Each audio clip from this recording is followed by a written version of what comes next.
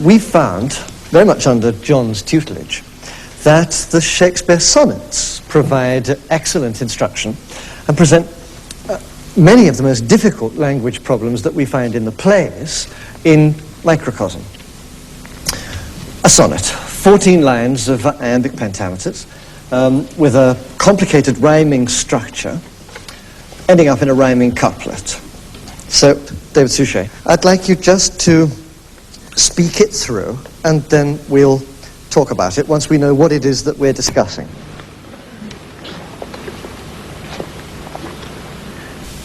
When my love swears that she is made of truth, I do believe her, though I know she lies, that she might think me some untutored youth, unlearned in the world's false subtleties. Thus vainly thinking that she thinks me young, although she knows my days are past my best. Simply I credit her false-speaking tongue. On both sides thus is simple truth suppressed. But wherefore says she not she is unjust, and wherefore say not I that I am old? Oh, love's best habit is in seeming trust, and age in love loves not to have years told. Therefore I lie with her, and she with me, and in our faults by lies we flattered be. Good.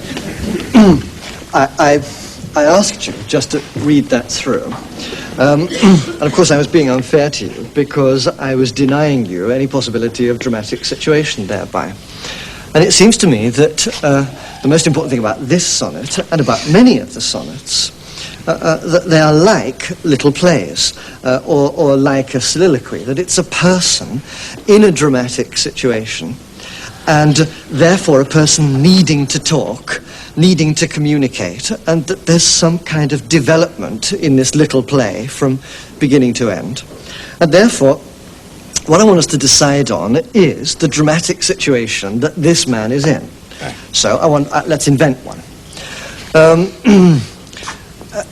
Let's imagine, well, let's use something like the situation that we've got here, that you are a university lecturer, a Don, and that your age is the wrong side of 50. And surrounding you at the moment are your students, and you've been delivering yourself of a lecture about the nature of truth, and a lot of people are beginning to question your stand on this subject, that you're being just a little bit equivocal, and people are wanting you to be more absolute than you've been in your lecture, and therefore confronting a whole series of faces. And if we use that very strong dramatic situation, then it seems to me that what we'll begin to get hold of is the sense of humor of it. That time and time again words are used with double meanings, words are used ironically, words are used in order to get that glint of response. When my love swears that she is made of truth, I do believe her, though I know she lies. That she might think me some untutored youth, unlearned in the world's false subtleties. Thus vainly thinking that she thinks me young, although she knows my days are past my best. Simply I credit her false-speaking tongue. On both sides thus is simple truth suppressed. Good. Let's stop at the end of those 4 lines. I wish I was a university doctor. But now we're into a section where words are being used with 2 meanings. You see, he says, thus, vainly thinking. Now, in the first sense, of course, he means it is in vain for me to think that I am young, or to allow her to think that I'm young, because I'm not. It is in vain. It is hopeless. The other meaning of vain is the sense of vanity. I'm allowing myself a little vanity that she should think me younger than I am. So the double meaning there. Although she knows my days are past the best, you tend to say my best, which is even more insulting to yourself. But, but it's like, I mean, that phrase, past the best, is very colloquial. It's, you know, it's almost like, again, you're using a phrase that they might have used because it's a heartless phrase. The next double meaning, simply, I credit her false-speaking tongue. Simply, in the sense of straightforwardly, but also simply in the sense of naively, right. Simple-mindedly. I mean, innocently, I credit. So again, there are two meanings. And since all the time what you're talking about is truth and love, for you to show your audience that you're being treacherous with words, and did I mean that or did I mean that, is very, very appropriate to your theme. Just take the second 4 lines. Thus vainly thinking that she thinks me young, although she knows my days are past the best, simply I credit her false-speaking tongue. On both sides thus is simple truth suppressed. And that's really your clincher, on both sides. Actually, the simple, now, simply simple. We've got, yes, that's right. So simply, you pick up the echo of simple truth, the thing that we are having this discussion about. But why that last line of the first 8 lines is very, very strong is that we now have a situation where on 2 sides there are lies going on. On both sides. She's telling lies to me, and I'm allowing her to tell lies, therefore I'm telling lies to myself. So on both sides now is simple truth, and that verb, suppressed. Yes. Suppressed. It's a very dramatic word, and it's the rhyming word. Comes at the end of that section. So just take those 4 lines again.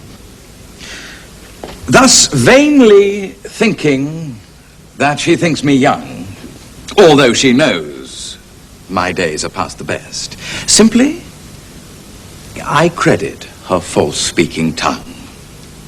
On both sides thus is simple truth suppressed. But wherefore says she not she is unjust? And wherefore say not I that I am old? Oh, love's best habit is in seeming trust. An age in love loves not to have years told. And still the double meanings go on. Love's best habit is in seeming trust. So habit in one sense means apparel, and in another sense means that which is habitual. Yes. And you can talk about that which is habitual because you're over your 50th birthday. I mean, and there again, there's a sense of humor because of the ambiguity of the word. And age in love, loves not. I mean, the repeat of the word love is deliberate and just needs to be used by you. Right. Put into inverted commas. And then on into that final couplet, where, again, we have more double meanings.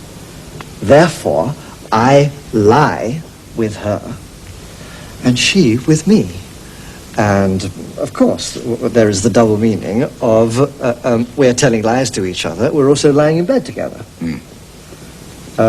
So by now, your audience is well and truly mocked, though hopefully on your side, because you've proved a point. Curiously, the last line is very simple. That there aren't double meanings in the words, but just the simple, unexpected inversion that instead of people being dishonored by their faults, in this particular case, here are 2 people who are flattered by their faults. I think probably it's time to take the whole thing through.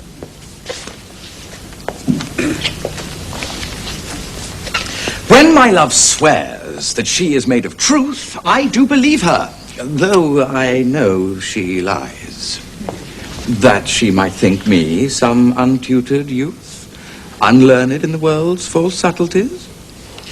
Thus, vainly thinking that she thinks me young, although she knows my days are past the best, simply I credit her false-speaking tongue. On both sides, thus, is simple truth suppressed.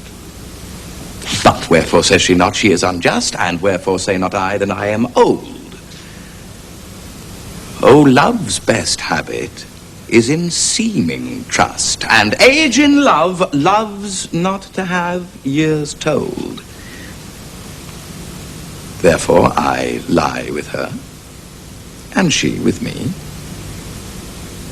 and in our faults by lies we flattered be.